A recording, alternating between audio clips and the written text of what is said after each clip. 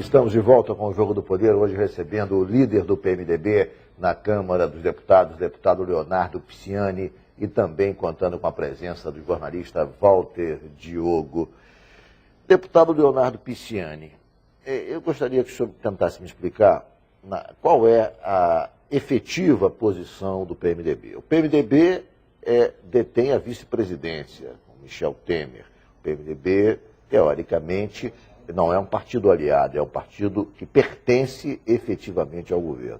Mas se comporta, às vezes, como um partido de oposição. Ou seja, o PMDB é governo e, ao mesmo tempo, faz, digamos, os movimentos de partido de oposição.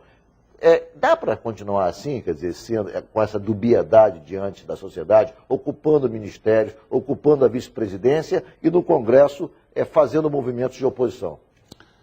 Ricardo, logo que eu me elegi para a liderança, numa das primeiras entrevistas que dei, recebi essa pergunta. E eu disse o seguinte, que é a mesma coisa que eu reafirmo hoje.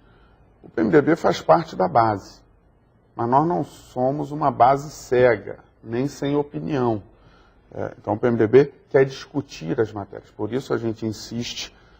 Muitas vezes o PMDB é acusado de ter uma postura fisiológica e de querer discutir apenas cargos. Nós não vamos discutir no cargo. O PMDB tem 6 ministérios no governo federal. Não é uma discussão de espaço, de nomeações, não é isso que o PMDB tem reivindicado. Muitas vezes se faz essa leitura. Essa leitura.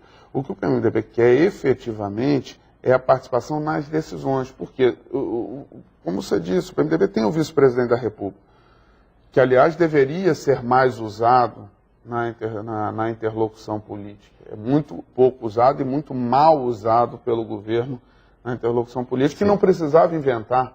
Tem na vice-presidência talvez um dos melhores interlocutores políticos que tenha no país, e não dá a esse interlocutor os instrumentos e a autonomia necessária para conduzir as negociações políticas. Portanto, é isso que deseja o PMDB. Na medida que o PMDB, eu volto mais uma vez ao exemplo da tabela do imposto de renda e da manutenção do veto. O PMDB participou da construção, aliás, foi o principal indutor da solução.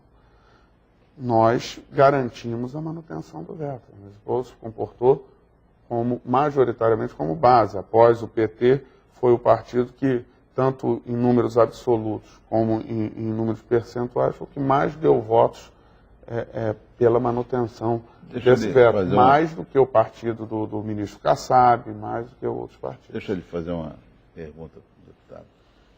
O PMDB foi quem garantiu a eleição do Dona Dilma. Foi efetivamente o partido que entrou na disputa e trouxe uma quantidade grande de votos. Mas aí ele não quer ser coadjuvante, ele quer ser governo mesmo. O senhor acha que, como o quadro econômico é bem ruim, e ele foi no governo passado do PT, o senhor acha que hoje o PMDB precisaria ter mais decisão, mais influência na área econômica do governo? Eu acho que a área até o mesmo ministério mesmo. Eu vejo a área econômica, eu acho que está bem definida, né? O ministro Joaquim Levy, o ministro Nelson Barbosa, são pessoas capacitadas para conduzirem, e o presidente do Banco Central, Tom Bini, são pessoas capacitadas para conduzir a política econômica. O PMDB quer a influência na área política, na tomada de decisões. E isso, lógico, quando você tem a decisão na área política, você influi também nas decisões da área econômica. Do ponto de vista técnico, eu acho que a área econômica está bem montada. Você não acha que o Renan vai segurar o outro pacote lá da área econômica a qualquer momento ou não? Eu acho que não. Nós vamos, no início da semana, instalar as comissões especiais que discutirão as 2 medidas provisórias do pacote de ajuste. E assim que o governo enviar o projeto, assim que chegar ao Congresso o projeto em urgência constitucional, que trata da desoneração, nós vamos discutir dentro essa discussão começa pela Câmara dos Deputados, faremos a discussão na Câmara dos Deputados. Agora, há muita divergência com relação à questão de se regredir nos incentivos da desoneração da folha. Porque o país vive um momento de perda de empregos. Foram 80 mil empregos com carteira assinada perdidos no último mês, 40 mil só aqui no Rio de Janeiro. Essa inclusão, quer dizer, na verdade, então não estabelece algum tipo de equilíbrio, porque, na verdade, houve o corte de algumas conquistas, de alguns direitos em relação ao seguro-desemprego do trabalhador. Quando se, na verdade, também faz na folha, pega o empresário, ou seja, se tenta estabelecer um corte pegando numa ponta o trabalhador com digamos, a restrição do seguro-desemprego. E na outra ponta, pegando o empresário, acabando com a desoneração. Isso não daria um equilíbrio, um discurso político para o governo para dizer o seguinte, olha, essa conta não está sendo paga apenas pelo trabalhador, está sendo paga pelo trabalhador, mas também pelo empresário, que agora vai ter que pagar mais impostos sobre a folha. Eu acho, Ricardo, que eu não concordo muito com essa tese, porque na medida que você diminui a competitividade e aumenta o custo das empresas num momento de crise, quem paga a conta é o trabalhador que vai perder o emprego. E eu dei o dado aqui, foram 80 mil empregos com carteira assinada perdidos no mês passado, 40 mil só no Rio de Janeiro.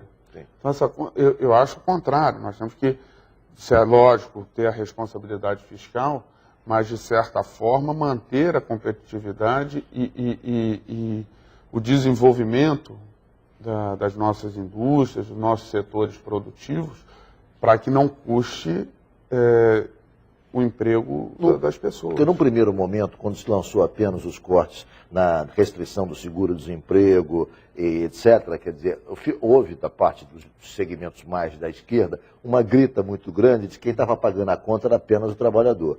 Semanas depois, o governo lança também a ideia de acabar com a desoneração das folhas.